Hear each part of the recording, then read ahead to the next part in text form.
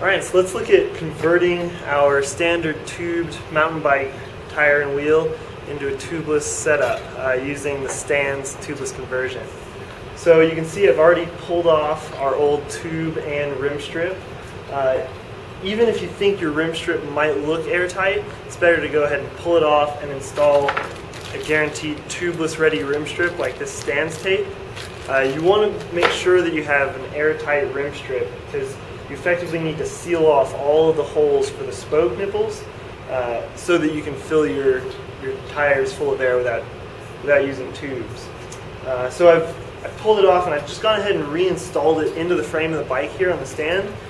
Most of us at home don't own a truing stand, so this will work as a convenient way to be able to work with our wheel. So once I get everything pulled off the bike, I like to take a little isopropyl alcohol on a rag and just clean the surface of the wheel to remove any grime or old grit or maybe any other films or oils that will prevent our rim tape from sticking well to the wheel. So now that our wheel is clean, ready to be taped, we're going to pull out some of our Stans rim tape. This is 21. Fits just about perfect on our rim. So when I start to tape the rim, I'm going to find the valve hole right here, and I start a couple spoke holes above that, just to give myself plenty of room. So with my tape, start up above, and just get the tape placed and centered in the rim. I'll hold it tight and just pull in maybe 8 to 10 inch sections and just press firmly to ensure that it sticks well. Then I'll move up, pull tightly again, and then press down with my thumbs like this to guarantee its sealing. And what I'm trying to do is I'm trying to eliminate any air bubbles or pockets that form between the tape and the rim. So I want to hold tight and airtight as well. So I've come all the way around again, just with some scissors. I'm going to give myself plenty of overlap.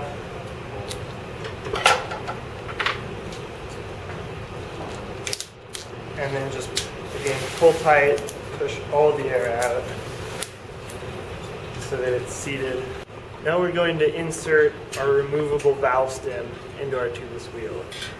So since you've taped over the hole, the easiest way to poke your hole through the valve is using, you can use a small sharp nail or any small sharp object that'll poke a little hole. I've got this handy little dental pick. So from the inside of the rim here through the hole, so you know you're on track, just poke a very small hole up through your rim there. It doesn't have to be large. You can do the rest with the valve itself. So then you know where your hole needs to be with the valve closed. Just carefully poke the valve straight through and push all the way down. Then using the washer that comes with it, thread the washer onto the other end of the valve and up snug. You don't have to crank on it, but it should be tight. Now we're ready to put our tire back on and insert the Stans.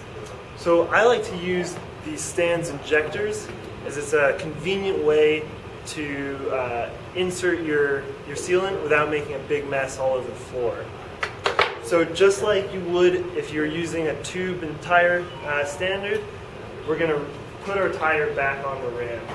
So now that our tire is fully on there, sealed around the whole way, we're just going to use our Stans injector. So we've got our Stans injector and we've got our Stans. First we need to remove the valve core to put the injector in. If you have a valve core remover, great, use it. If not, you can carefully use needle nose pliers to remove the valve. So the valve core is out. We thread on our Stans injector. Now with all Stans sealant, whether you're just opening a new package or finishing off the end of the bottle, you always want to shake it vigorously to ensure that you fully mix the solution so that the sealant particles are interspersed in the carrier so that your tires will seal it. So we've got our stands nice and shook.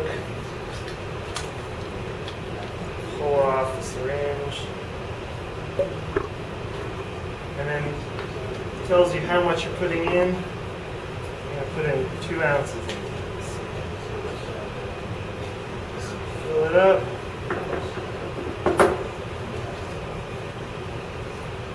And then just slowly push the sealant into your tires like that.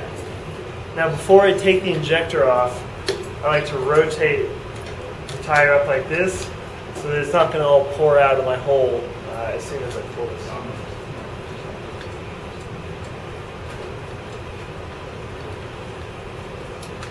Off the injector goes. And then we put our valve core back in. So now we're going to inflate and seat the bead of our tires since we've added our sealant to them. This process can be pretty challenging with a standard floor pump. It's made a lot easier if you use an air compressor. If you don't have one of these, however, Specialized just came out with a new mountain bike pump. This designed specifically to ease the process of seating tubeless wheels, and it'll be available here at Peak Cycles. So now let's go ahead and inflate our tires and try and seat these tubes up.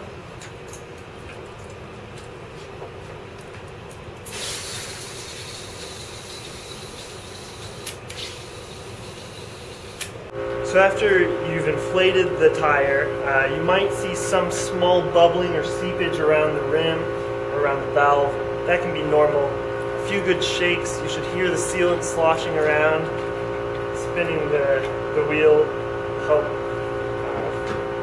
fully coat the inside of the tire and the rim with sealant. I'll inflate it to a pressure higher than I'll ride and let it sit usually for overnight, just to make sure that the process worked and I won't get stranded on the trail. So we're going to talk about maintaining our tubeless wheels that we've converted using Stans tubeless conversion kit. So you might find after you've converted your wheels that you're losing pressure, they're not holding as well as they used to. This could mean that you have to add more sealant. Over time, sealant dries out and prevents its effectiveness at preventing punctures further on, so we have to occasionally add sealant. But it doesn't just disappear. The sealant forms these balls that coagulate together inside the tire that will then absorb any more sealant we add. So we need to remove those balls first before putting in more sealant. So here's how we do it. Using a tire lever, we're going to pull off just a small section of the bead of the tire, not the entire thing. When we do this, we want to be careful that we don't damage the tubeless tape inside. So carefully pick up one bead of the tube and just open up a 10 to 12 inch section of the tire just on one side there. So if you hang your tire up with our opening at the bottom, kind of pinch around, this will help with gravity push that ball of Stans, dried Stans sealant, just down to the bottom of the tire, where we can now pull it out, remove the Stans ball, and then kind of close things back up so we're ready to add more sealant. So again, with that 10 to 12 inch opening now, we can just take our Stans sealant, pour in the recommended amount, 1 to 2 cups depending on the size of your tire, and then carefully rotate our opening so that it's at the top now so that we don't make a mess with sealant when we seal things back up. Then just like normal, pull the bead over the rim. It's ready to be inflated.